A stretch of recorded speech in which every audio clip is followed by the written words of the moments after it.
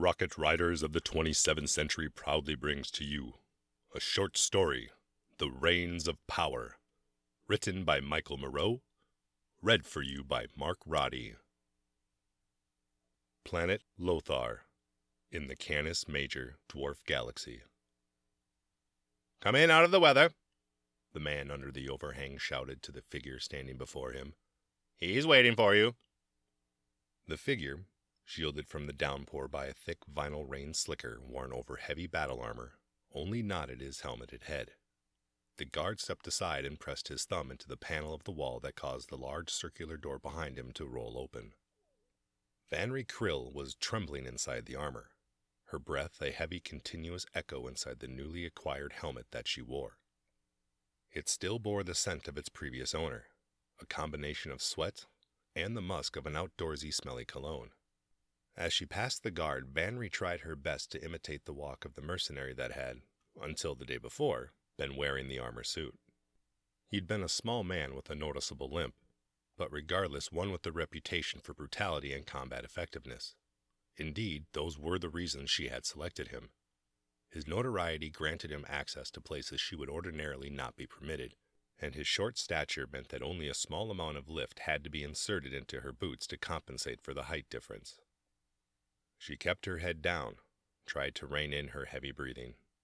Too much effort had been put into the plan to blow it now by giving herself away. The man at the door said nothing. He either didn't notice anything out of the ordinary, or simply didn't care. His sidearm was still holstered.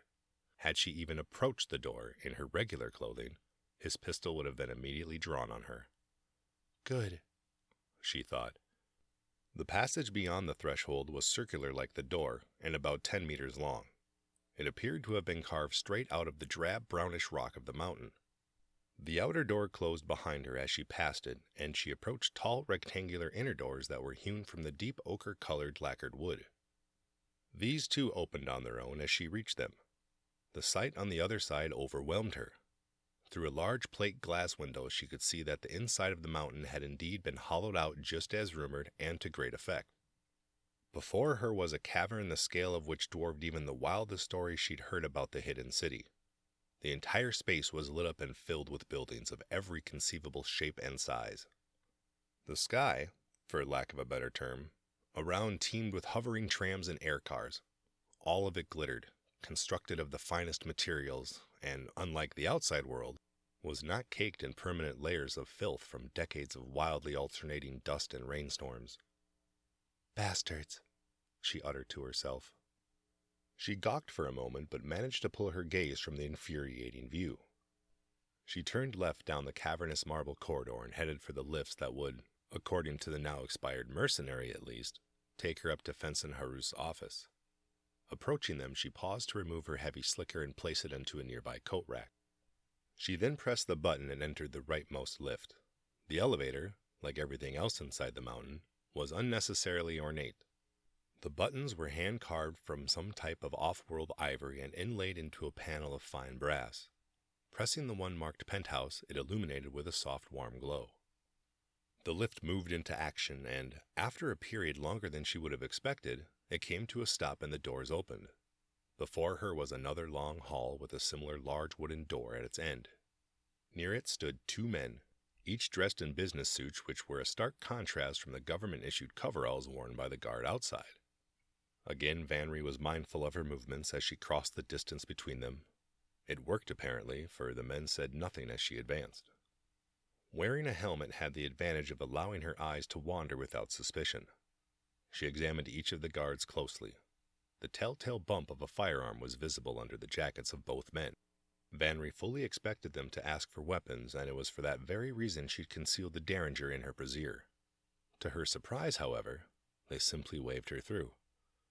Complacency, she thought. Good. The privileges of wealth and power on display inside the mountain were unthinkable to someone like her who had spent their entire lives hungry and overworked. On the outside, no one trusted anyone else.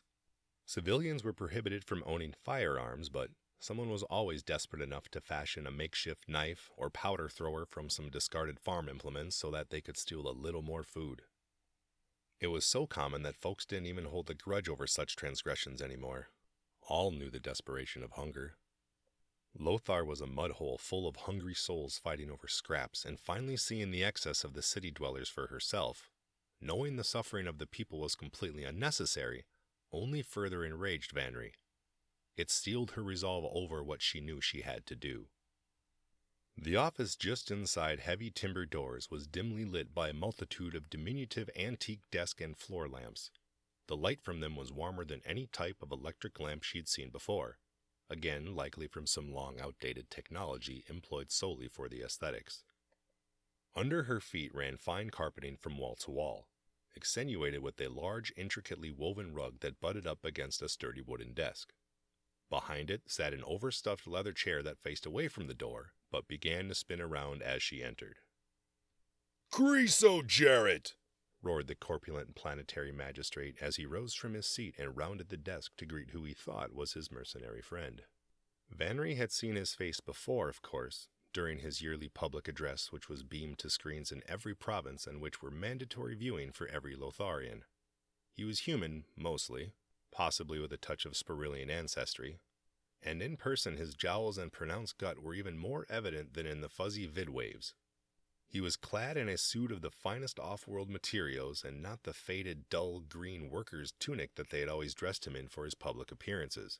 As he waddled toward her, his gut, offensive simply for its existence, strained at the fabric of his vest. "I have a task for you, Creosote," the fat little man said, clearly elated. Vanry froze, trying to remember the mannerisms of the mercenary whose armor she now wore. She had started them carefully upon his many visits to the tavern where she had been lucky enough to work.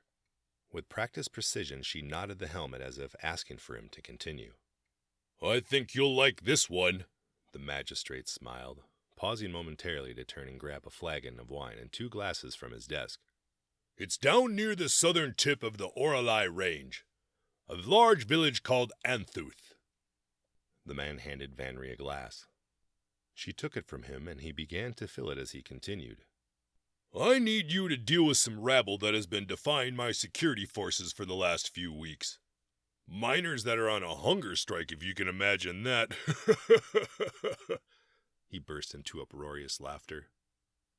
It took every bit of self-control she had for Vanry not to smash her glass against his skull and cut his throat right then and there. She gritted her teeth, but her restraint held. Instead, she managed a small, deep chuckle. "Do you know what I told Kren?" he asked, referring to some person whom she was not familiar with. Vanry shook her head. "Well, I told her we should just starve the buggers out. Ship in more from the northern provinces. But you know how she's always up in arms about something. Such a liberal, that Kren." Vanry felt her right hand tense against the grip of her proton blaster. Fenson Harus tossed back the contents of his glass and swallowed audibly. "But I told her we'd compromise like always." He put his hand on the mercenary's left pauldron. "I told her that Creosote will go down there and off a few of the miscreants in a gruesome but public fashion. That should prevent us from having to do any large-scale culling." Again Vanry nodded and mimicked a chuckle, but Harus paused, and she saw suspicion in his eyes. "Why, Creosote? You don't intend to drink your wine?" he asked in an accusatory tone. She looked down at the glass in her hand. It was trembling, but only just. "Ah, hell," she thought. She reached up with her free hand and unfastened the helmet from her collar, and removing it ever so slowly, saw the shock on Fenson Harus' face as her long reddish-brown hair tumbled down and framed her feminine, yet hard-edged, face. "Who the hell are you?" he quite literally spat. She caught his arm as he dropped his glass and tried to reach back for the button on his desk that would summon the guards. Emptying her glass onto the ornate woven rug while staring him dead in the eye, she tossed it aside and pulled a knife which she pressed against his throat. "What do you want?" he pleaded. "Justice for the people of Lindal, and by your hand no less." What?" he babbled, clearly terrified out of his wits. Vanry yanked him toward her, and she leaned over him menacingly. "While we all suffer and die out there, you live like kings inside this mountain." We... he stammered, trying to find the words he'd memorized. We are dedicated public servants who have spent our entire lives trying to keep barely habitable world alive. She pressed the knife into his flesh. A small drop of blood trickled down the blade. Please, he exclaimed. I'll scream. And with that, she removed a device from her belt and tossed it over to the carpet near the door. Lights on it lit up and it began to emit a low thrumming sound. That's a sonic dampener. Go ahead and scream. They won't hear a thing. She could see the fear in him rise, felt him tremble. There was the sound of liquid dropping onto the rug, and she realized that he had lost control of his bladder. Vanry lost her temper and tossed him back onto the desk. You're disgusting, she spat. And I'm not referring to you pissing yourself like a frightened child. Please don't kill me, he cried. She walked around to the backside of the desk before violently seizing the fat magistrate under his chin. With her other hand, she again put the knife to his throat. I know about the rain, she said quietly into his ear. What? His eyes widened with fear. She reached into a pouch on her belt and produced a small plastic vial of clear liquid, which she then held over his face. I know what you did, she yelled, finally losing her temper. You tainted the very rain that falls from our sky, you fat sack of Tark snipe. No, I swear it. We did no such thing. Without warning, she crushed the vial and let its contents leak into his open mouth. He spat violently and tried to sit up. She allowed it. Clamoring for his handkerchief, he quickly brought it to his mouth and he began to spit into it. Don't bother, Vanry grinned. What was in that vial? She continued. The poison you rained down on this entire planet is absorbed immediately upon contact. But you know that already, don't you? He kept trying to spit as she spoke. Stimulants to keep us from being tired, she shouted. Painkillers to keep us working, hypnotics to keep us confused, heavy metals to taint our fields and keep us dependent on you for food. Vanry cocked back and kicked the man in the chest with everything she had. He flailed back onto the desk before rolling off onto the floor. How do you know this? He pleaded as she rounded the desk. You'd be surprised how loose the lips your hired guns get when they've had their fill of drink. Fenson didn't speak for several moments. He appeared to be looking for the words that would exonerate him. When he did speak, it was through tears. What are you going to do with me? Are you going to kill me? No, she assured him. No, I'm not going to kill you. Forcing a smile. Then what? Vanry crouched down next to him. She unholstered her pistol and pressed it into his forehead. You said... Shut up, she shouted before slapping him hard against the side of his face with her gun. He did as he was told, but continued to sob. Now be very quiet and listen to me. The terrified magistrate shook his head in acknowledgement, his heavy jowls flapping. I'm going to target that mass driver you've got in orbit. The one used during the uprising a half-century ago to wipe out entire villages. And I'm going to reduce this mountain to a smoldering pile of rocks. You said you wouldn't kill me, he protested. Oh, you're coming with me. Once I blast your two goons outside, nobody else will try to get in our way. Not with my gun to your head. Are you gonna ransom me?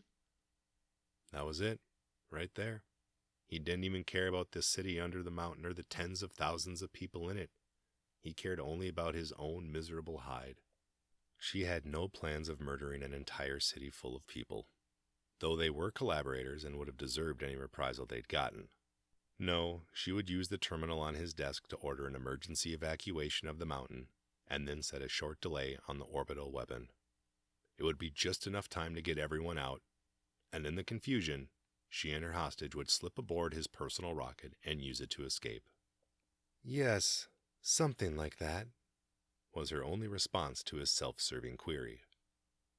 An hour later, aboard the interstellar rocket repulsively named Mogul's Prize, Vanry Krill stared intently at the cockpit displays as fire rained down on the mountain city below. Having spent her entire life in the hellish conditions imposed upon her and her people, she felt little sorrow for its displaced citizens. Citizens who would soon find themselves in the ostracized underclass of Lothar. They had been complicit in the subjugation and literal poisoning of a planet. She thought about how a more weak-willed individual than herself might have done things quite differently. It would have been a trivial matter to level the mountain city with everyone still inside it. But she would already have to live with the thought that surely not every single individual made it out during the evacuation. Someone else might have also seized the opportunity to install themselves as the new planetary magistrate. After all, she had control of the mass driver, so it was not as if anyone could oppose her. Vanry was no tyrant, though. She would use the weapons of the Mogul's prize to destroy the orbital weapon after it slagged the rain generators. It would then ferry her to deliver Fenson Harus to the Federated World's justice system, along with the ample proof of his crimes. He, and likely some of his people, would pay for the atrocities they had committed. She wanted to see that it was done fairly, a luxury the magistrate's government had never afforded ordinary Lotharians. It was for those very reasons that Vanry, the mercenary-turned-native Generate Tosk, had selected her for the special training some 3 years previous. Great care had been taken to select someone who would not turn around and themselves become a despot. Truth be told, it was not as if the thought had not crossed Vanry's mind. She was, after all, human, and there is still something of a green-eyed monster in all of us. Her motives, however, despite being truly believing in the cause of liberating her people, were not as entirely altruistic as her mentor had believed. Spending a lifetime feeling weak and powerless, Vanry had seen the mission as more than salvation for her people.